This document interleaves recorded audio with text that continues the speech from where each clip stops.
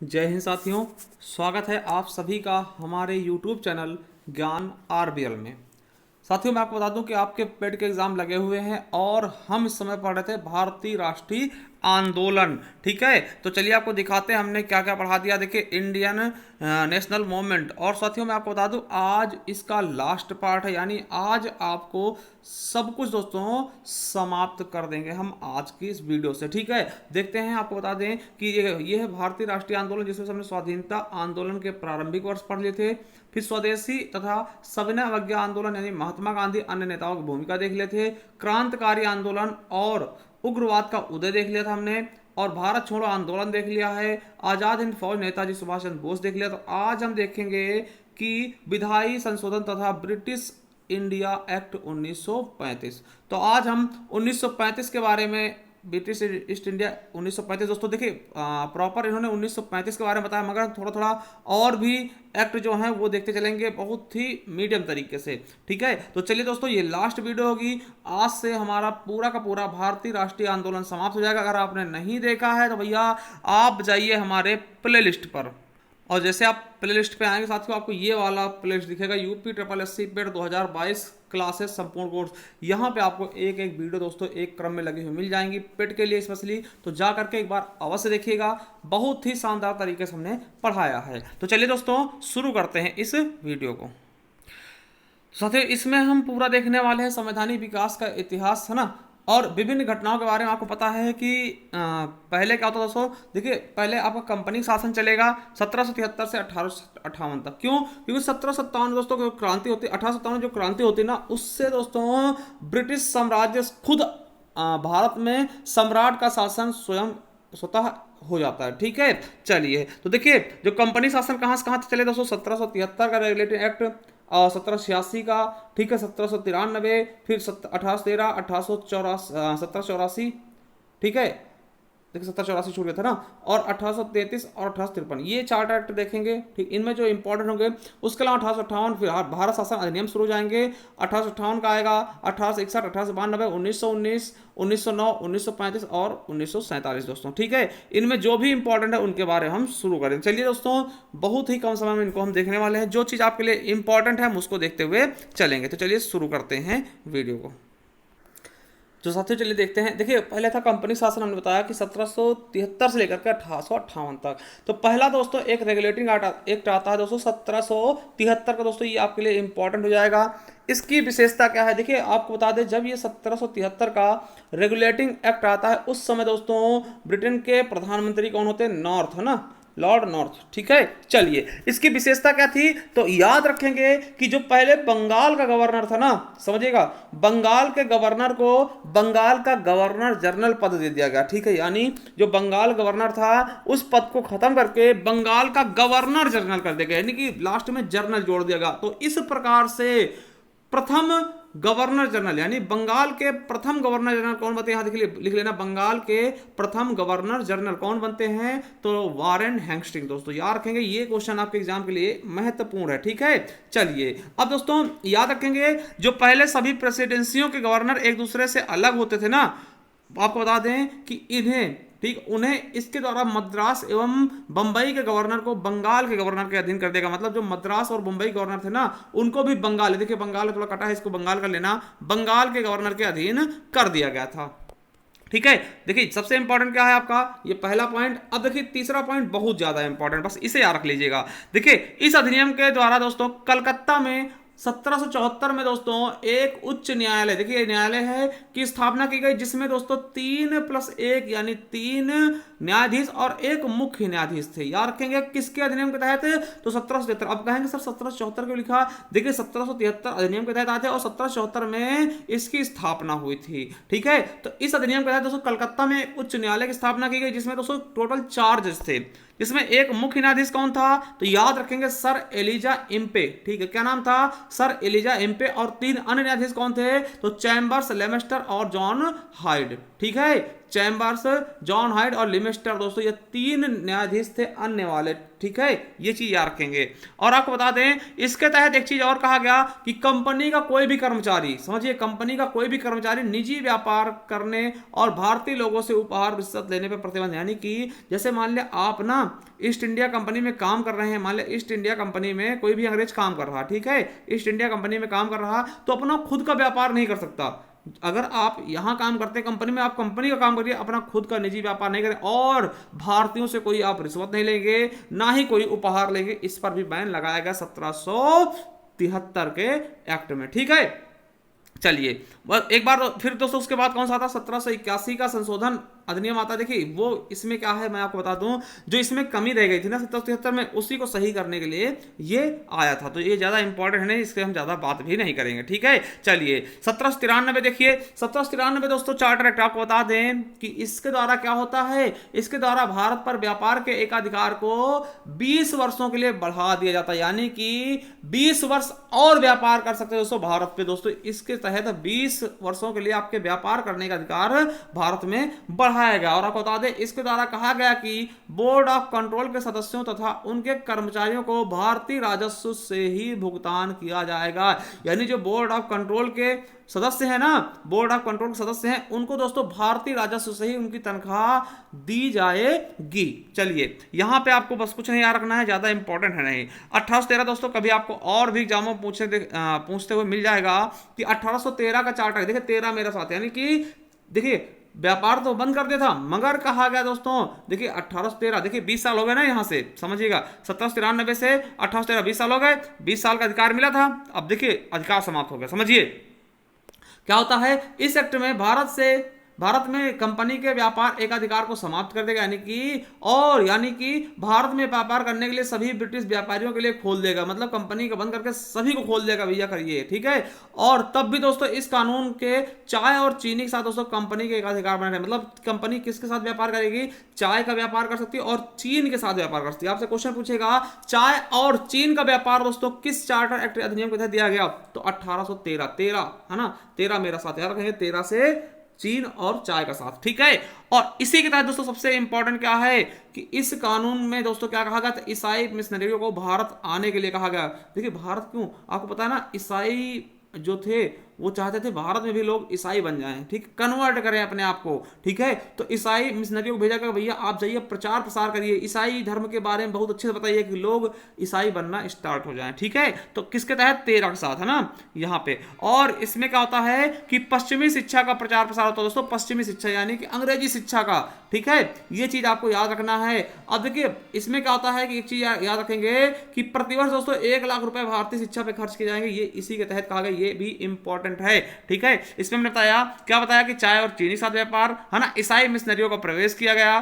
ठीक है, पश्चिमी शिक्षा पे जोर दिया गया और 1 लाख रुपए दोस्तों भारतीय शिक्षा पे खर्च करने के लिए बताया गया। ठीक है, चलिए अब आता है दोस्तों 1833 का चार्टर एक्ट। इसमें एक चीज बहुत ज्यादा इंपॉर्टेंट है, क्या है वो, कि जो बंगाल के गवर्नर जनरल थे ना, समझिएगा, जो बंगाल के गवर्नर जनरल थे दोस्तों उसको भारत का गवर्नर जनरल नाम दे देगा। देखिए बंगाल के गवर्नर जनरल जो थे उसको भारत का गवर्नर जनरल बना देगा। और दोस्तों ये क्वेश्चन आपके पिछली बार पेपर में पूछा गया कि भारत के प्रथम गवर्नर जनरल कौन है, तो कौन बने दोस्तों, लॉर्ड विलियम बेंटिंक बन गए। कौन, विलियम बेंटिंक बोल गए दोस्तों, ये चीज याद रख लेंगे, बहुत इंपॉर्टेंट है। ठीक है, और इसी से दोस्तों 1833 में ही क्या कर दिया गया कि इस एक्ट के द्वारा सिविल सेवकों के चयन के लिए दोस्तों खुली प्रतियोगिता का आयोजन किया गया। यानी जो कंपटीशन होता ना कि आप पेपर दीजिए आप हो जाइए, ठीक है, सिविल सर्विस बन जाइए। ठीक, सिविल सर्विस में आप सेवा दीजिएगा, आपको पेपर निकालना होगा जैसे अभी आप लोग कंपिटिटिव करते हैं। ठीक, तो ऐसा 1833 में किया गया। और एक विधि आयोग की स्थापना की गई 1934 में,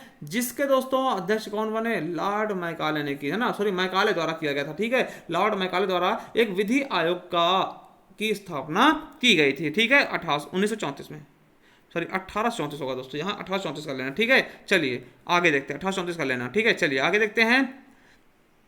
अब देखिए 1853 का आता है, तो 1853 में क्या होता है, तो ये चीज समझिएगा कि इसने पहली बार गवर्नर जनरल की परिषद के विधायी एवं प्रशासनिक कार्यों को अलग कर दिया। जो गवर्नर जनरल के विधायी और प्रशासनिक कार्य होते हैं ना, ये प्रशासनिक लिखा है, ठीक है, कार्यों को अलग कर दिया। इसके तहत दोस्तों परिषद में नए 6 नए पार्षद को शामिल किया गया, जोड़े गए, जिसे हम क्या बोलते हैं, भारतीय विधान परिषद कहते हैं।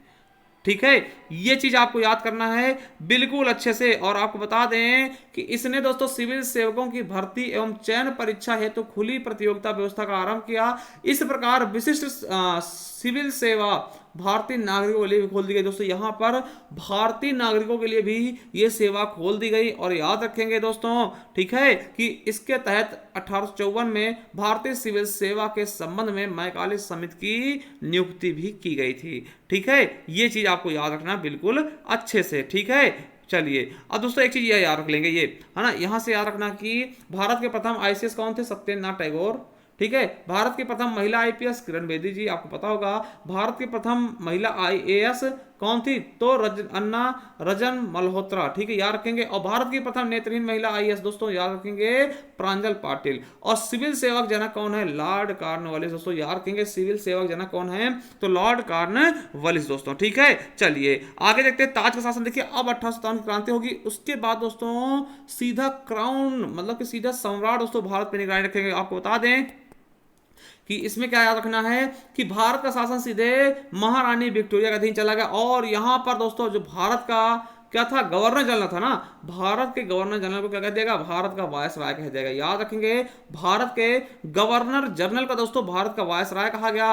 और पहले वायसराय कौन बन गए, तो लॉर्ड कैनिंग। तो कौन बन गए, कैनिंग बन गए मेरे साथियों। और आपको बता दें इस अधिनियम ने नियंत्रण बोर्ड और निदेशक बोर्ड को समाप्त करके द्वैध शासन को समाप्त कर दिया था, ये याद रखेंगे। और इसी में दोस्तों याद रखेंगे क्या, कि भारत सचिव सहायता के लिए 15 सदस्यीय परिषद का गठन किया गया, जो एक सलाहकार परिषद थी, जिसमें दोस्तों 7 सम्राट के होते थे और सम्राट के 7 सदस्य और ईस्ट इंडिया कंपनी से 8।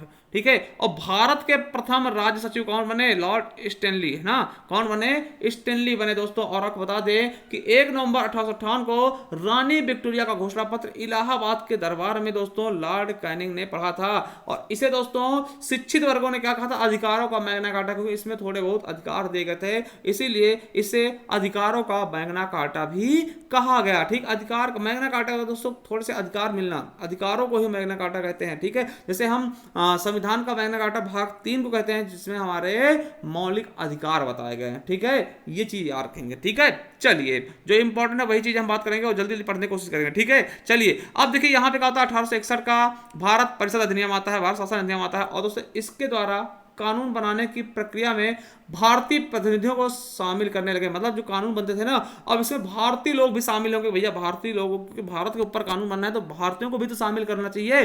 तो याद रखेंगे कि 1862 में लॉर्ड कैनिंग ने 3 भारतीयों को विधान परिषद में नियुक्त किया। कौन कौन थे वो 3 भारतीय, एक बनारस के राजा थे, एक पटियाला के महाराजा थे और सर दिनकर रॉय थे ना। इन 3 लोगों को शामिल किया किसमें, विधान परिषद में, कि आपके लिए अगर कोई कानून बनता तो आप भी तो इसमें शामिल रहिए। ठीक है, थोड़ा अच्छा पहल था अंग्रेजों का। और ये चीज याद रखेंगे कि गवर्नर जनरल को अध्यादेश जारी करने का अधिकार दे। देखिए अध्यादेश क्या होता है, जब कोई सभा नहीं चली होती है तो दोस्तों आपको पता है कि जो जैसे अभी राष्ट्रपति, देखिए मान लिया कि लोकसभा भंग है दोस्तों, तो राष्ट्रपति एक आदेश लाकर के दोस्तों कोई भी कानून पारित कर सकता है, कोई भी कानून ला सकता है, तो उसे हम अध्यादेश बोलते हैं ना। तो वैसा अध्यादेश दोस्तों कहां से लिया गया, तो गवर्नर जनरल को दोस्तों अध्यादेश जारी करने का अधिकार दिया गया। कहां से, तो 1861 के अधिनियम से दोस्तों आपके याद रखें। ठीक है, और ये अध्यादेश दोस्तों 6 महीने तक ही लागू रहता था। ठीक है, जिस प्रकार दोस्तों याद रखेंगे कि राष्ट्रपति द्वारा अध्यादेश जारी करता आर्टिकल 123 के तहत और राज्यपाल द्वारा दोस्तों आर्टिकल 213 के तहत।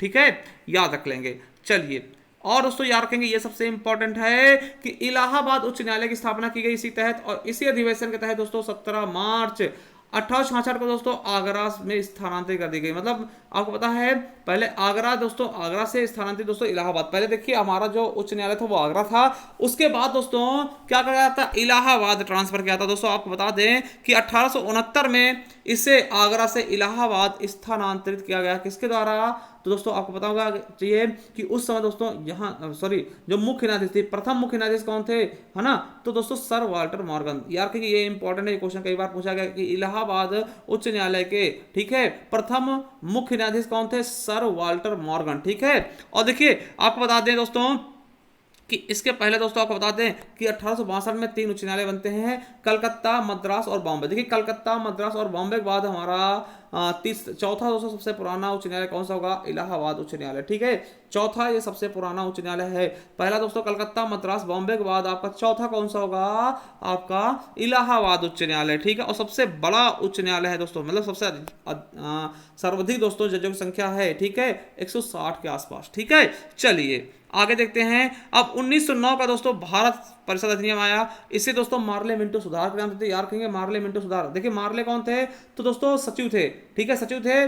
और मिंटो कौन थे? वायसराय थे दोस्तों। और सबसे बड़ी बात क्या है कि दोस्तों सांप्रदायिक प्रतिनिधित्व, मतलब सांप्रदायिक मतदान का इसमें कोशिश की गई कि मुस्लिमों को बांटने की कोशिश की गई। ध्यान रखेंगे कि मुस्लिमों के लिए सांप्रदायिक प्रतिनिधित्व का प्रावधान किसमें किया गया? तो 1909 के मार्ले मिंटो सुधार में। ठीक है, और याद रखेंगे दोस्तों ये इंपॉर्टेंट आपके लिए कि सत्येंद्र प्रसन्न सिन्हा दोस्तों वायसराय की कार्यपालिका परिषद के प्रथम भारतीय सदस्य बने। ये क्वेश्चन आपके लिए इंपॉर्टेंट, ये आपके यूपीएसआई में पूछा गया था कि वायसराय की कार्यपालिका के प्रथम भारतीय सदस्य कौन बने थे? तो सत्येंद्र प्रसन्न सिन्हा। ठीक है, चलिए 1919 को देख लेते हैं कि भारत का, देखिए 1919 क्या है? भारत शासन 1919 क्या कहता है दोस्तों? तो इसे हम मॉन्टेग्यू चेम्सफोर्ड के नाम से जानते हैं दोस्तों। ये कौन थे? मॉन्टेग्यू दोस्तों भारत के राष्ट्र सचिव थे, और चेम्सफोर्ड कौन से थे? वायसराय थे। 1919। ठीक है, याद रखें इसमें क्या होता है कि भारत राज्य सचिव, देखिए भारत राज्य सचिव और उसके परिषद का वेतन जो भारतीय राजकोष से दिया था, हमने पहले पढ़ाया है, जो भारतीय राजकोष से दिया था अब वो अंग्रेजी राजकोष से दिया जाने लगा। ठीक है, और दोस्तों केंद्रीय विधान परिषद को दोस्तों, देखिए केंद्रीय विधान परिषद दो भागों में बांटा गया। कौन सा? तो पहला द्विसदनीय कर देगा, यानी केंद्रीय विधान परिषद को द्विसदनीय बनाया गया। पहला दोस्तों राज्य परिषद, जिसमें 60 सदस्य थे, इसे उच्च सदन कहते हैं। और केंद्रीय विधान परिषद का दूसरा दोस्तों केंद्रीय विधानसभा दोस्तों, जिसमें 145 सदस्य थे, इसको निम्न सदन कहा गया। और सबसे पहले दोस्तों यहीं पर मेरे साथियों कि पहली बार दोस्तों केंद्र व राज्यों के मध्य शक्तियों का बंटवारा किया गया। केंद्र सूची पर दोस्तों जिस पे कौन कानून बनाएगा? केंद्र के विधानमंडल। और राज्य सूची पर दोस्तों राज्य के प्रांतीय विधानमंडल। और देखिए राज्य सूची को भी दोस्तों दो भागों में बांट देगा, एक हस्तांतरित जिसमें दोस्तों मंत्री परिषद कानून बनाएगी, और एक आरक्षित दोस्तों जिस पर गवर्नर जनरल कानून बनाएगा। देखिए हस्तांतरित में क्या होते थे? जैसे स्थानीय स्वशासन, शिक्षा, स्वास्थ्य, कृषि संबंधित बातों को हम किसमें रखते थे? हस्तांतरित में। ठीक है, और दोस्तों राजस्व हो गया, न्याय, वित्त और पुलिस संबंधी कानून किसके पास थे? गवर्नर के पास। ये आरक्षित में थे। याद रखेंगे, आपसे पूछेगा कि साथियों राज्य सूची के विषय को दो भागों में कब बांटा गया? ये याद रखना है दोस्तों 1919 में, यानी द्वैत शासन प्रणाली राज्य में कब शुरू की गई? तो 1919 में। और याद रखें दोस्तों यहीं पर केंद्र व प्रांतों का बजट अलग अलग भी पारित किया गया।